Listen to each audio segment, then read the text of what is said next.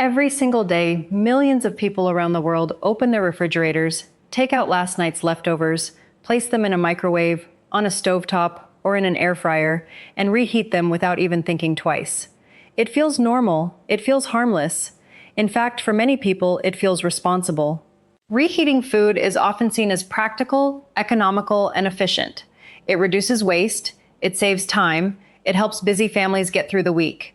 And because of that, most people automatically assume that if food has been cooked once and then heated again thoroughly, it must be safe. But that assumption is exactly where the problem begins. Because with certain foods, the real risk is not just whether the food feels hot in the center. The real risk is what may have happened to that food during storage, what repeated heat does to its chemical structure, and what kinds of compounds can increase when a food is cooled, stored, and then exposed to high heat all over again. These reactions are not dramatic. They do not announce themselves. You cannot see them forming. You cannot smell them clearly. You cannot taste them with certainty. And yet, in some cases, they are happening quietly, steadily, and repeatedly inside some of the most common foods people reheat every single week. My name is Dr. Olivia Brooke. I have spent years studying the relationship between nutrition, food chemistry, metabolic health, and long-term disease risk. And today, I want to show you 4 foods that deserve far more caution than most people give them. These are not exotic foods. They are not rare ingredients. They are ordinary, everyday foods found in homes, lunchboxes, meal prep containers, office refrigerators, dorm rooms, and kitchen counters everywhere. The reason this topic matters is precisely because it is so ordinary. When a risky habit feels routine, it becomes invisible. And invisible habits are often the hardest ones to question. Stay with me until the end of this video, because the 4th food on this list is one that many people reheat again and again for convenience, never realizing that every extra round of browning may be increasing exposure to one of the most widely discussed, potentially carcinogenic compounds found in cooked starchy foods. Most people do not associate leftovers with long-term health risk. They associate them with convenience. But convenience and safety are not always the same thing. Before we go any further, I want to make something absolutely clear. This video is not about fear. It is not about pretending that one reheated meal is going to cause cancer. That is not how cancer develops. Cancer is rarely the result of one isolated exposure. It is far more often connected to patterns, repeated insults, cumulative stress, and long-term biological changes that unfold silently over time. What we are discussing today is not a single dramatic event. We are discussing repeated habits that may increase exposure to compounds scientists have studied for their ability to promote DNA damage, oxidative stress, chronic inflammation, or other biological conditions that can support disease development. That distinction matters. Because when people hear the word cancer, they often think in extremes. They imagine a direct line from one behavior to one outcome. Real biology is usually more complicated than that. The body is resilient. It has repair systems. It has detoxification systems. It has remarkable protective mechanisms, but those systems are not invincible. And when the same unnecessary exposures occur over and over again, day after day, week after week, year after year, the cumulative burden begins to matter. That is why food chemistry matters. That is why cooking methods matter. That is why storage methods matter. And that is why reheating deserves more attention than it usually gets. The most concerning part is that the people at greatest risk are not usually reckless people. They are often the exact opposite. They are health-conscious people, organized people, busy parents, students trying to save money, adults meal prepping for fitness goals, people who think they are doing the right thing, people reheating rice because they made a big batch on Sunday, people reheating chicken because they want a lean protein source after the gym, people reheating breakfast potatoes because they do not want to waste food, people warming processed meats because it is quick and easy. These are not irrational choices. They are common choices made in good faith. The problem is that common behavior is not always biologically neutral. Before I reveal the 4 foods, I need to explain the science in a simple way, because once you understand the mechanisms, the rest of this video will make immediate sense. There are 3 major ideas you need to keep in mind. The first is bacterial toxin risk. Some foods do not become dangerous primarily because reheating changes them into carcinogens. Instead, they become dangerous because the way they were cooled and stored allowed bacteria to grow and produce toxins, and reheating does not always neutralize those toxins once they are already there.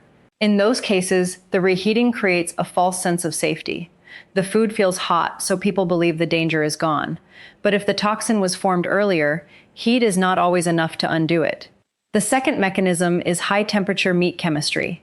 When muscle meats such as chicken, turkey, beef, pork, or fish are exposed to high temperatures, especially frying, grilling, broiling, or repeated hard searing, compounds such as heterocyclic amines and polycyclic aromatic hydrocarbons can form.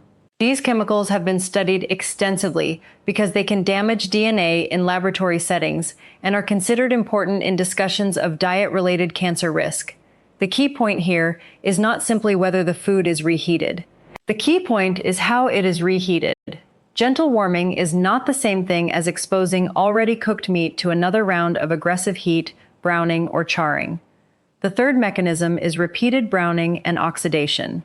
When foods rich in starch or fat are cooked until browned, cooled, and then pushed back into high heat again for more color, more crispness, or more texture, chemical reactions can intensify, browning reactions can advance, oxidation can increase, certain compounds of concern can rise. This is especially relevant when people reheat foods not to warm them, but to recreate that just cooked crispness they enjoy. That second round of browning is often where the chemistry becomes more uncomfortable. 3 mechanisms: bacterial toxins, high-temperature meat compounds, repeated browning, and oxidation. Keep those 3 ideas in your mind as we move through the list, because each of the 4 foods I am about to discuss fits one or more of those patterns. Let us begin with the food almost everyone thinks is harmless. Food number 1 is cooked rice. Rice is one of the most widely consumed foods on Earth. It is a staple in countless cultures and cuisines. It is inexpensive, filling, easy to batch cook, and commonly stored for later use. People make a large pot, serve part of it fresh, place the rest in the refrigerator, and assume it can be reheated safely the next day with no real concern.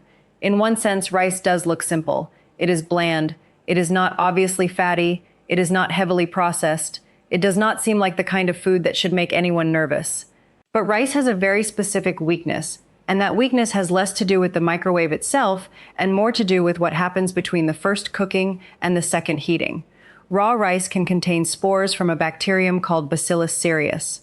These spores are surprisingly resilient. They can survive the initial cooking process. If cooked rice is then left sitting at room temperature too long, or cooled slowly, or stored carelessly, those spores can germinate into bacteria that multiply and begin producing toxins. Once those toxins are present, reheating the rice may not solve the problem. This is where many people get misled. They think heat erases history. It does not. If the damage was done during storage, a reheating cycle can create the illusion of safety without actually restoring safety. Now, I want to be precise here. Rice is on this list primarily because of food safety risk, not because reheated rice is one of the strongest cancer-specific examples on its own. But it still belongs here because it teaches one of the most important lessons in this entire conversation. Not all reheating is corrective. Not all hazards disappear when food gets hot again.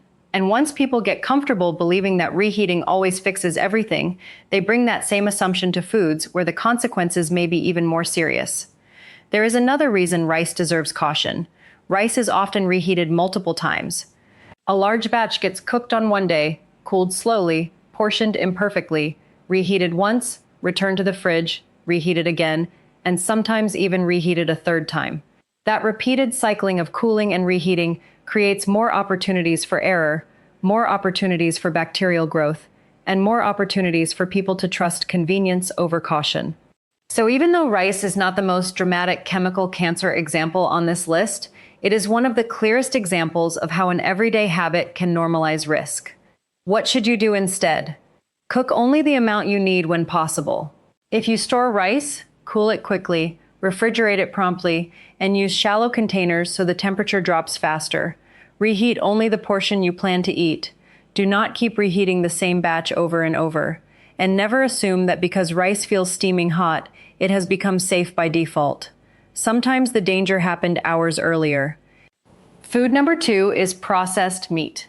Now we move into far more direct cancer territory.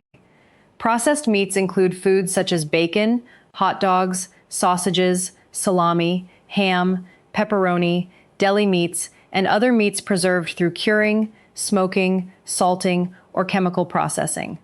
These foods are deeply embedded in modern eating habits. They are fast, flavorful, convenient, portable, and widely loved. They appear in breakfasts, sandwiches, school lunches, late-night meals, party platters, and quick dinners. They are not occasional foods for many people. They are repeat foods, and that is exactly why they matter. Processed meats are already in a category that health researchers take seriously. Unlike some of the more exaggerated claims you may hear online, the concern around processed meat is not internet folklore. It is one of the most established dietary cancer discussions in public health. The danger is not based on one tiny study or a fringe theory. It comes from a body of evidence strong enough to place processed meat in one of the most concerning categories of dietary exposure. Now add reheating, especially pan frying, especially crisping, especially taking a processed meat that has already been smoked, cured, salted, or otherwise altered, and then exposing it to another intense round of heat until the edges darken, the surface browns, and the texture hardens. This is the part many people overlook. They tell themselves they are only warming it up, but in reality, they are not just warming it. They are driving further chemical reactions in a product that was already chemically complicated to begin with. Processed meats often contain nitrite-related components that are part of why researchers monitor them so carefully. Under certain conditions, compounds in the nitrosamine family can form, and nitrosamines are among the most concerning compounds in cancer research. Add repeated hard heating, oxidation, browning, and sometimes charring, and the situation becomes even less comfortable. The problem is not merely that processed meats exist. The problem is that people often take an already problematic category of food and make it worse through the way they reheat it. Think about how often this happens. Someone cooks bacon in the morning, refrigerates the leftover strips, and reheats them later until they are crisp again. Someone buys sausages, cooks them once, then slices and pan fries the leftovers the next day. Someone microwaves deli meat until it curls, dries, and overheats. Someone reheats pepperoni pizza and then leaves it under extra heat because they like the crispy edges. These habits seem tiny. They feel trivial. But biologically, repeated high heat treatment of processed meat is not trivial. If you choose to eat processed meat, the safest mindset is not to treat it casually. It is already a food category that deserves moderation. Reheating it aggressively moves in the wrong direction. If it must be warmed, do it gently. Avoid darkening it further. Avoid crisping it for texture. Avoid turning reheating into recooking. Food number 3 is chicken and other muscle meats reheated too hard. This is where many health-conscious viewers will start to feel uncomfortable, because this category attacks one of the most trusted foods in meal prep culture. Chicken has a healthy image. It is lean. It is high in protein. It is associated with discipline, fitness, structure, and clean eating. People cook it in bulk for the week, place it into containers with rice or vegetables, and heat those containers day after day with complete confidence that they are doing something good for their bodies. And to be fair, chicken itself is not the villain here. The issue is not that cooked chicken magically becomes toxic the second it enters a refrigerator. The issue is the way many people reheat it. When muscle meats are exposed to high temperatures, especially when the surface browns heavily or chars, chemical compounds called heterocyclic amines, often shortened to HCAs, can form. These compounds arise from reactions involving amino acids, sugars, and naturally occurring substances in muscle tissue when high heat is applied. If fat drips onto flames or intensely hot surfaces, polycyclic aromatic hydrocarbons, or PAHs, can form as well. These are not obscure substances only known to specialists. They are some of the most discussed compounds in the science of cooked meat and cancer risk. Here is the subtle but crucial point. The risk is not simply reheated chicken. The real issue is reheating chicken in a way that recreates harsh cooking conditions. When someone takes already cooked chicken and scorches it in a pan, grills it again, broils it, air fries it until it dries and browns, or reheats it so aggressively that it essentially gets cooked all over again, they are pushing the chemistry back into the zone researchers worry about. This is why the language around leftovers matters. People say, "I'm just heating this up," but what they are often doing is searing it again. They are pursuing texture. They want the outside crisp. They want the edges browned. They want it to feel fresh cooked. That desire for texture is understandable, but chemically it can be a problem, because every extra round of intense heat is not neutral. Consider how meal prep often works in real life. A person cooks 5 or 6 servings of chicken on Sunday. On Monday, they microwave 1 portion. On Tuesday, they reheat another portion in a skillet because they want better flavor. On Wednesday, they air fry it because they want it less soggy. By Thursday, some pieces are browned twice, maybe even 3 times, especially if leftovers from earlier reheating are mixed back into another dish. The food may still look familiar, but the chemistry is no longer identical to what it was on day 1. And this applies beyond chicken. Turkey, beef, pork, lamb, and fish are all muscle meats. The exact chemistry can vary, but the principle is the same. The more intensely and repeatedly a muscle meat is heated, especially when browning or charring occurs, the more reason there is for caution. If you want to use leftovers more safely, warm them gently. Add moisture if needed. Use low, controlled heat. Do not chase crispness. Do not treat cooked protein like a raw food that needs a whole second round of high-temperature transformation. Now we come to food number 4, the food many people least suspect. Food number 4 is fried potatoes and other heavily browned starchy leftovers. This category includes French fries, hash browns, tater tots, potato wedges, roasted breakfast potatoes, heavily browned home fries, and in some cases other starch-rich foods that people reheat for crispness rather than simple warmth. On the surface, potatoes do not feel alarming. They are vegetables. They feel wholesome, basic, familiar. The problem is not the potato itself. The problem is what intense browning does to starch-rich foods, and what happens when people deliberately repeat that browning process. The compound to know here is acrylamide. Acrylamide forms in certain carbohydrate-rich foods when they are cooked at high temperatures, especially during frying, roasting, or baking, that creates a golden brown to dark brown surface. It is generated through a reaction involving naturally present sugars and an amino acid called asparagine. In other words, this is not about some artificial chemical being sprayed onto food. It is about what heat does to the food's own components under the right conditions. Now think about how people usually reheat leftover fries or breakfast potatoes. They rarely warm them gently. They do not say, "I'd like these softly heated." They say, "I want them crispy again." So what do? They put them in an air fryer. They toss them into a pan with more oil. They roast them again. They keep them under heat until they brown further and develop more edge color. And that is exactly the pattern that should concern you. Because with starchy foods, the danger zone is not just heat. It is high heat plus browning. The darker and more intensely browned the surface becomes, the more relevant acrylamide becomes. So when a food was already fried or roasted once, then cooled, then reheated until crisp again, the question is no longer just whether it tastes better. The question becomes whether that second round of browning is driving up unnecessary exposure to a compound that health authorities have scrutinized for years. This is why fried potatoes deserve a place on this list.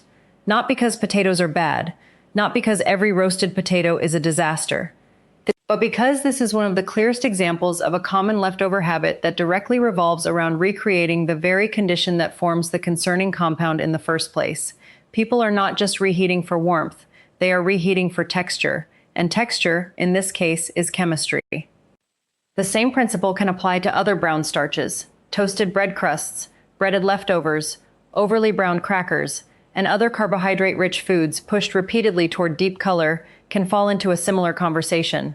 But potatoes are by far the most common and the most casually abused. Leftover fries are one of the most normal foods people take back into high heat without a second thought.